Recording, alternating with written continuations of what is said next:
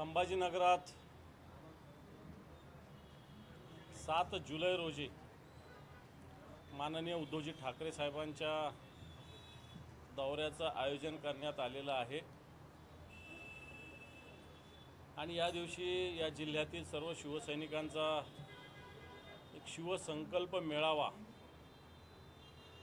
एक शेतकऱ्यांना न्याय देणार आणि गद्दारांना गाडणार अशी टॅगलाईन घेऊन आयोजन करण्यात आलेलं आहे। तसं हे कार्यकर्त्यांचं एक प्रशिक्षण शिबिर पद्धतीचा हा मेळावा आहे। आगामी विधानसभा निवडणुकीच्या धर्तीवर कार्यकर्त्यांना काही मार्गदर्शन, काही तांत्रिक मार्गदर्शन, काही राजकीय मार्गदर्शन या मेळाव्यातून होणार आहे। आणि मला असं वाटतं लोकसभेला उद्धवजी ठाकरे साहेबांनी जानेवारी महिन्यातच दौऱ्याला सुरुवात केली होती आणि या महाराष्ट्रात जवळपास 104 सभा लोकसभा होईपर्यंत, लोकसभेच्या प्रचार थांबेपर्यंत उद्धवजी ठाकरे साहेबांच्या झाल्या होत्या। वाटतं त्याच धर्तीवर सुरुवात संभाजीनगरातून 7 जुलैला होते। त्याच्यात या जिल्ह्यातले किमान 5000च्या वर शिवसैनिक सहभागी होतील आणि मला असं वाटतं ज्या घटना घडल्या संभाजीनगरात त्या विसरून एक संकल्प पुन्हा या संभाजीनगर जिल्ह्यातील शिवसैनिक करणार आहे। मागच्या वेळेस आम्ही 6 जागा जिंकल्या होत्या विधानसभेच्या, दुर्दैवानं 5 जणांनी त्याच्यातल्या गद्दारी केली। या सगळ्या जागेवर पुन्हा एकदा शिवसेना निवडून आणण्याचा संकल्प आम्ही या मेळाव्यात करणार आहोत। हे सगळं होत असताना राज्याचा अर्थसंकल्प परवा जाहीर झाला। हा अर्थसंकल्प जर बघितला तर नियमाची पायमल्ली झालेली, खऱ्या अर्थानं अजून राज्याच्या अर्थसंकल्पाला दोन्ही सभागृहात चर्चेला सुरुवात अजून झालेली नाही। चर्चा झाल्यानंतर दोन्ही सभागृह अर्थसंकल्प मंजूर करत असतं, परंतु त्याच्या आधीच काही योजना ज्या जाहीर झाल्या त्याच्या संदर्भात सरकारने परिपत्रक काढलेलं आहे। म्हणतं हा सभागृहाचाच हक्कभंग, एखाद्या सदस्याचा नाही तर सभागृहाचाच हक्कभंग आहे। सभागृहाचं महत्त्व कमी करण्याचा हा प्रयत्न आहे। निश्चित विरोधी पक्ष म्हणून आम्ही या सगळ्या बाबीवर बोट ठेवणार आहोत। ज्या ज्या घोषणा जाहीर केल्या, विशेषतः लाडकी लेक योजना जाहीर केली, तिचा जर अभ्यास केला तर मला असं वाटतं भीक नको पण कुत्रं आवर अशा पद्धतीची जी म्हण आहे तशा पद्धतीनं होईल का काय अशा प्रकारची स्थिती आहे। कारण इतक्या अटी, इतक्या शर्ती त्याच्यामध्ये आहे की काही फार मोजक्या महिलांना याची मदत मिळू शकेल अशा प्रकारची स्थिती आहे। शेतकऱ्यांच्यासाठी सरकारने भले घोषणा केली असेल, परंतु अजून 15,000 कोटी रुपये शेतकऱ्यांचे देणं बाकी आहे सरकारला। याची माहिती निश्चित कोणते कोणते बाकी सभागृहात दिली जाईल। परंतु हे सरकार म्हणजे, मी काल सभागृहात एका विषयावर बोलताना खिशात नाही दाना आणि खिशात नाही आणा आणि मला बाजीराव म्हणा अशा प्रकारची स्थिती आहे। सगळं सोंग करता येतं पण पैशाचं सोंग करता येत नाही। आजच्या घडीला राज्याचा जवळपास 25,000 कोटीच्या वर तुटीचा अर्थसंकल्प असताना या घोषणेची अंमलबजावणी कशी होईल हा प्रश्न महाराष्ट्रातील जनतेबरोबर आम्हाला सगळ्या सदस्यांनासुद्धा आहे। निश्चित सरकार तोंड देखलापणा या सगळ्या बाबतीत करतंय। हे करत असताना महाविकास आघाडी म्हणून, शिवसेना म्हणून निश्चित याच्या विरुद्ध आम्ही लढा देत राहू आणि जनतेच्या दरबारात जात राहू।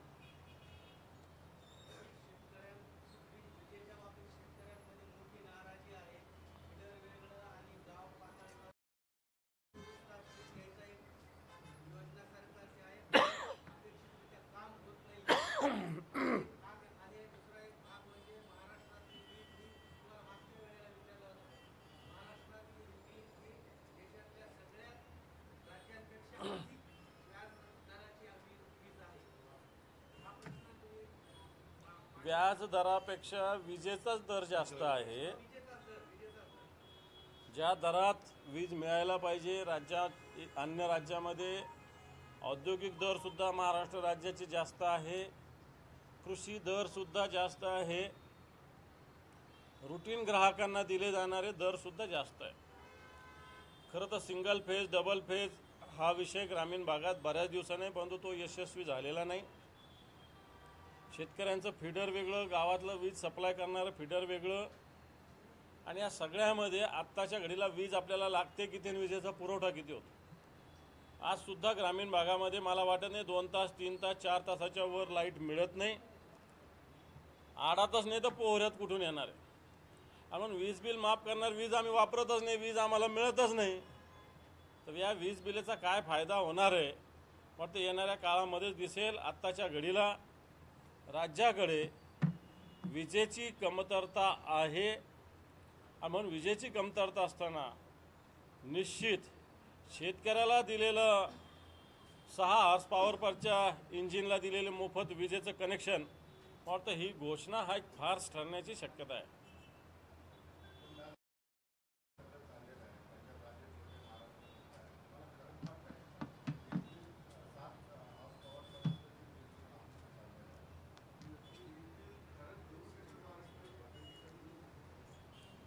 पण मला आठवतं एकदा संभाजीनगरातच शिवसेना प्रमुख माननीय बाळासाहेब ठाकरे यांनी आमचं सरकार आलं तर आम्ही वीज बिल माफ करू अशी घोषणा केली होती. आणि ती झाल्यानंतर सुशीलकुमार शिंदे हे तत्कालीन मुख्यमंत्री होते काँग्रेसचे, यांनी सुद्धा वीज बिल माफ करण्याची घोषणा करून 0 रुपयाचं लाईट बिल पाठवलं होतं, बरोबर ना. आणि नंतर सरकार आलं काँग्रेसचं, विलासराव देशमुख मुख्यमंत्री झाले, मागच्या बिलासहित वीज बिल पुन्हा आलं होतं. आत्ताच्या घडीला मला पूर्ण माहिती पण 38,000 ते 40,000 कोटी रुपये या विभागाचं विजेचा बोजा या विभागावर आहे. आणि हा 38 ते 40,000 कोटीचा बोजा असताना वीज मोफत कशी देणार हा प्रश्न आमच्या मनात आहेच आहे. त्यामुळे सरकार ही योजना सरकारने जवळपास जेवढे वीज पंप आहे आपल्या महाराष्ट्रामध्ये शेतकऱ्यांचे, याला लागणारी वीज आणि सरकारकडे असणारी वीज याचं जर मला वाटतं प्रमाण काढलं तर शेतकऱ्याला वीज मिळणं अवघड आहे.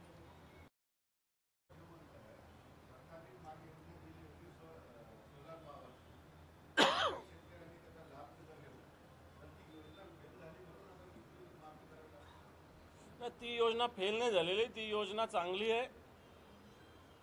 केंद्राची पण योजना आहे, पंतप्रधान कुसुम योजना, मुख्यमंत्री सौर ऊर्जा योजना, पण याचं टार्गेट अतिशय कमी आहे. जिल्ह्याला 5,000 6,000 त्याचं वेटिंग, केंद्राचं जे याचं नोंदणी करायचं ऑनलाईन कधीतरी एखादा तास उघडतं, राज्याचं पण तशी स्थिती आहे, बरोबर सांगतो मी. आणि त्याच्यामुळं टार्गेट कमी आहे, सौर ऊर्जेचं टार्गेट कमी आहे, डिमांड जास्त आहे. मला असं वाटतं सौर ऊर्जेकडे वळावंच लागेल आपल्याला येणाऱ्या काळात. परंतु तेवढे सौर ऊर्जेच्या सगळ्या योजना सरकारला त्याची व्यवस्था शेतकऱ्यांसाठी करावं लागेल.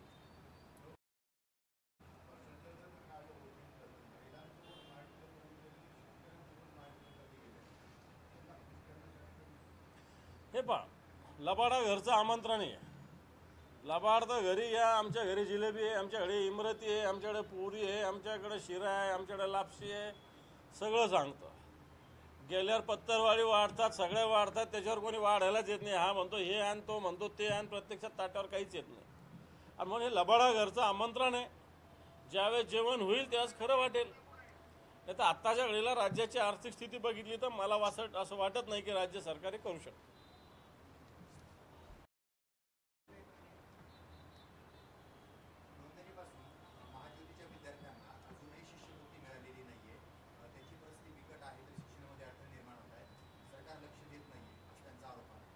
सरकारचं महाज्योतीकडेच नाही, सारथीकडं, बार्टीकडं, अमृतकडं सगळीकडं दुर्लक्ष आहे. या सगळ्या योजनेकडं सरकारचं दुर्लक्ष आहे. वर्ष 2-2 वर्ष या मुलांना जी काही सवलत पाहिजे ती मिळालेली नाही. परदेशी शिष्यवृत्तीची योजना आहे, 60% मार्काची अट होती, ती आता 75% केलेली आहे. आणि या सगळ्यामध्ये मला असं वाटतं सरकार जाणीवपूर्वक याचा विद्यार्थ्यांना लाभ मिळवणे अशा प्रकारचा प्रयत्न करते. सरकार विशेषतः महाज्योती याच्याबरोबरच सारथी आणि बार्टी आणि अमृत या सगळ्याकडं दुर्लक्ष करतं. सरकारने आता एकत्रित धोरण आणण्याचा प्रयत्न केलेला आहे, पण सरकारची नियत याच्यामध्ये साफ नाही आहे. अनेक विद्यार्थी, आता माझ्याकडे विद्यार्थी आलेले आहेत, महाज्योतीचे विद्यार्थी आलेले आहेत, मग या सगळ्यावर अन्याय करण्याचं काम सरकारचा हा समाज कल्याण विभाग करतोय. शेतकऱ्यांना पीक विमा अक्षरशः फक्त 75 रुपये 198 रुपये मिळाला आहे. शेतकऱ्यांचा खर्च सरासरी जर पाहिला तर 50 ते 60 हजार एकरी झाला. सट्टा केली जाते का शेतकऱ्यांची? पीक विमा 1 रुपयात द्यायचं सरकारने घोषणा तर केली, शेतकऱ्यांचा वाटा सरकारने भरला, परंतु या पीक विमा कंपन्यांच्या दादागिऱ्या वाढलेल्या आहे. आता नियम आहे असा की विमा कोणत्याही शेतकऱ्याला 1000 रुपयापेक्षा कमी दिला जाऊ नये अशा प्रकारचा नियम आहे, सरकारचा नियम आहे. असं असताना आपल्या संभाजीनगर जिल्ह्यातच काही उदाहरणं झालेले 77 रुपये 98 रुपये 107 रुपये. निश्चित मला असं वाटतं या सगळ्या गोष्टी सरकारच्या कानी गेलेल्या आहे. विमा कंपन्या अशा पद्धतीनं काम करत असेल तर या विमा कंपन्याला विरोध करण्याची भूमिका आम्ही सातत्यानं घेत राहू आणि घेतलेली आहे. गुन्हे दाखल व्हायला हवेत का? कारण नियम तोडणाऱ्यांवर गुन्हे दाखल होतात. नाही, आता त्यातल्या तांत्रिक बाजू पाहिल्याशिवाय आपल्याला काही बोलता येणार नाही, कारण कशा पद्धतीनं त्यांनी काढलेलं आहे.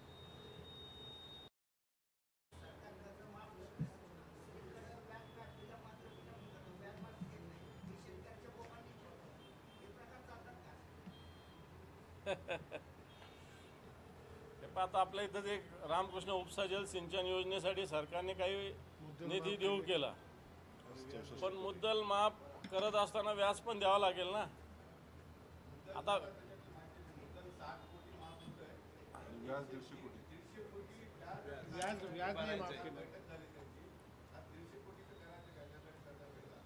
हे पाहिजे असं याला OTS करावं लागेल ना. जर मग अशा पद्धतीनं बँक जर त्या योजनेची, कारण ही बँक जिल्ह्यातली बँक शेतकऱ्यांची बँक आहे, सरकार देत असेल तर मग बाकीच्या शेतकऱ्याविषयी असाच विचार बँकेला करावा लागेल. मग शेतकऱ्यांच्या डोक्यावर तरी व्याज का टाकायचं? जर रामकृष्ण उपसा जलसिंचन योजनेचं व्याज यांना बँकेला माफ करायचा अधिकार राहणार नाही, कारण तो जनतेचा पैसा आहे. फक्त संचालक मंडळाचा तो निर्णय राहणार नाही. मी सुद्धा संचालक आहे त्या बँकेचा, पण तो जेव्हा जनरल बॉडी होईल तेव्हा निश्चित ही भूमिका मांडली जाईल.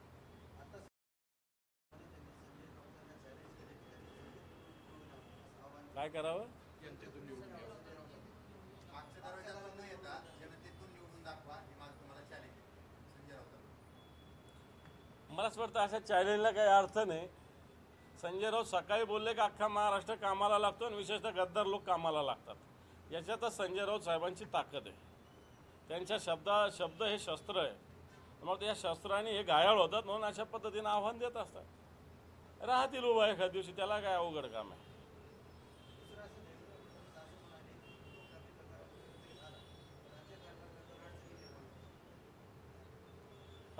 मग तो खोटं बोलणाऱ्यापेक्षा फोटो काढणारे मुख्यमंत्री बरे.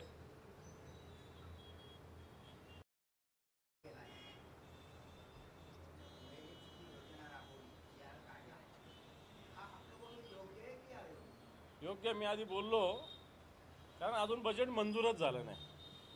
बजेट मंजूर झाल्यानंतर या सगळ्या गोष्टी होत असतात. सरकारला घाई झालेली आहे फार, तो चुकीचाच आहे. म्हणजे अख्ख्या सभागृहाचा तो हक्कभंग आहे. हो, मग आता 2-3 महिन्यांत तयारी आहे तर विधानसभेचीच तयारी आहे. तयारी बजेटहून वाटलं नाही का तुम्हाला? विधानसभेची तयारी सुरू केली.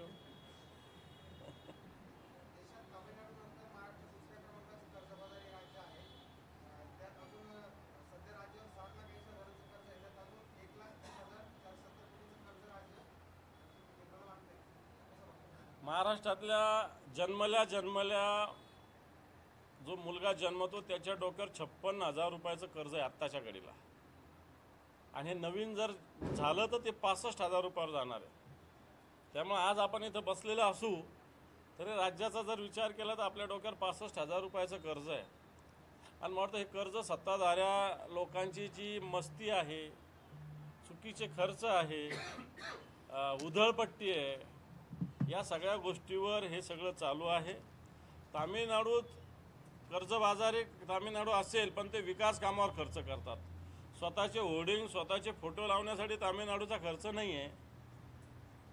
आपल्या इथला खर्च शासन आपल्या दारी यांचे होर्डिंग लावा, यांचे बॅनर लावा, यांची टीव्हीवर ॲड करा, त्याच्यासाठी खर्च आहे. आणि म्हणून हे सरकार अशा पद्धतीनं स्वार्थासाठी, टक्केवारीसाठी चालणारं हे सरकार आहे, आणि त्याच्यामुळं हे कर्जबाजारी झालेलं आहे. केंद्राचं 1 लाख आहे.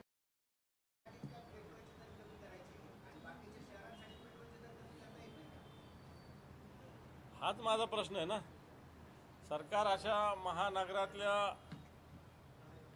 पेट्रोलचे दर कमी केलेले असताना ग्रामीण भागातील सुद्धा पेट्रोलचे दर कमी झाले पाहिजे, पण सरकारने याच्यात पक्षपातीपणाची भूमिका घेतलेली आहे.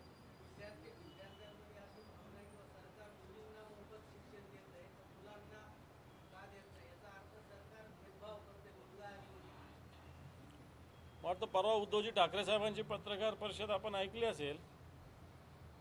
जशी लाडली बहीण योजना आहे तसं लाडका भाऊ पण योजना असली पाहिजे. आपण स्त्री पुरुषांना समान जर समजत असो तर मुलांनाही समान समजलं पाहिजे. बाकीच्या योजनाचं जाऊ द्या, परंतु मोफत शिक्षण हा एक महत्त्वाचा मुद्दा आहे. आजच्या घडीला शिक्षण हा मूलभूत अधिकार जनतेचा आहे आणि मला वाटतं ते देणं सरकारचं काम आहे, सरकारचं कर्तव्य आहे. मुलींना शिक्षण देत असताना मुलांना सुद्धा अशा पद्धतीनं मोफत शिक्षण मिळालं पाहिजे.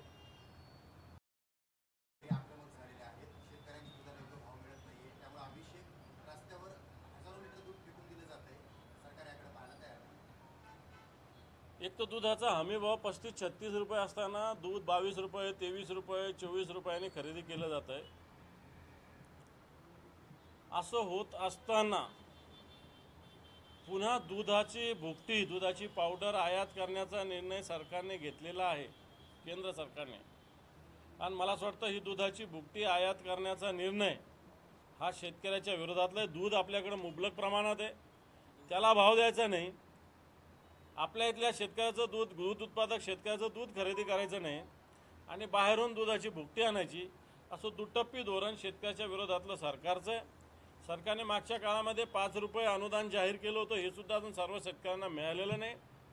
सरकारच्या हमी भावाच्या विरोधात आज दूध खरेदी होते. शेतकऱ्यांना नाईलाज आहे, परंतु आज एवढं दूध देणं परवडत नाही एवढ्या कमी किमतीत. म्हणून ठिकठिकाणी या महाराष्ट्रामध्ये परवा विधानभवनासमोर सुद्धा शेतकऱ्यांनी असं पद्धतीनं दुधाचं आंदोलन केलं आणि इकडं संभाजीनगरात सुद्धा मोठ्या प्रमाणावर असं आंदोलन चालू आहे.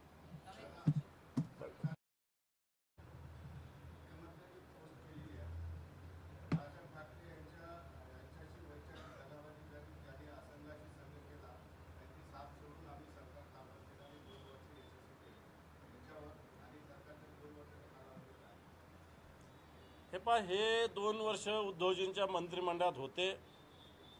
यांनी शिवसेना फोडण्याचं पाप, शिवसेनेशी गद्दारी करण्याचं पाप केलेलं आहे. या 2 वर्षामध्ये हे खोक्याचं सरकार राहिलेलं आहे, भ्रष्टाचाराचं सरकार राहिलं आहे, टक्केवारीचं सरकार राहिलं आहे, सरकारच्या तिजोऱ्या लुटणारं हे सरकार राहिलेलं आहे. आणि म्हणून 2 वर्षात लूटमार या महाराष्ट्रामध्ये या गद्दार लोकांनी केलेली आहे. वाटतं या महाराष्ट्रातील शेतकऱ्यांची लूट यांनी केली आहे. बेरोजगार तरुणांना देशोधडी लावले, अनेक पेपर फुटीचे प्रकरण झालेले. शेतकऱ्यांच्या आत्महत्या कधी नव्हे ते या 2 वर्षात झालेल्या जवळपास 6,500 आत्महत्या यांच्या 2 वर्षाच्या काळात घडलेल्या आहे. नोकर भरतीचं आश्वासन यांनी दिलं, पूर्ण होऊ शकलं नाही. माता भगिनीचं संरक्षण सरकार करू शकलं नाही. म्हणून हे 2 वर्ष टक्केवारीचं, लुटीचं, गद्दारीचं आणि महाराष्ट्राला अधोगतीला नेणारं, कारण इथले उद्योगसुद्धा गुजरातला गेले. अशा पद्धतीनं 2 वर्षाचं ही यांची भूमिका आहे. शिवसेना प्रमुखाचं नाव घ्यायचं आणि त्याच्या मागे लपायचं. मग अजितदादा शिवसेना प्रमुखाच्या विचाराचे का? त्यांच्या मांडीला मांडी लावून असतात. नवाब मलिक शिवसेना प्रमुखाच्या विचाराचे का? प्रफुल्ल पटेल ज्याचे इक्बाल मिर्चीची कनेक्टिव्हिटी शिवसेना प्रमुखाच्या विचाराचे का? छगन भुजबळ शिवसेना प्रमुखाच्या विचाराचे का? ज्यांनी शिवसेना प्रमुखाला अटकेचा निर्णय घेतला होता. आणि म्हणून ही दुटप्पी पद्धत, दुटप्पी बोलणं मला वाटतं महाराष्ट्राच्या मुख्यमंत्र्यांचं आहे. बस झालं, थँक्यू.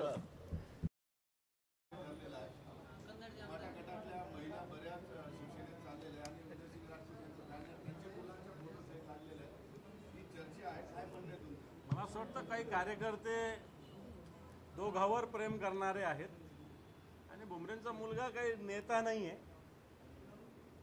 मला असं वाटतं काही जणांची सगळ्यांशी कनेक्टिव्हिटी असते, त्यांनी लावलं असेल. काही उदयसिंग राजपूतांनी लावलेलं नाही किंवा विलास भुमरेंनी पण लावलेलं नाही. त्यामुळे मला असं वाटत नाही त्याची फार चर्चा करावी. मग आता कोणी गुडघ्याला बाशिंग बांधून उभं राहतं म्हणून काय नेता थोडी होत असतो.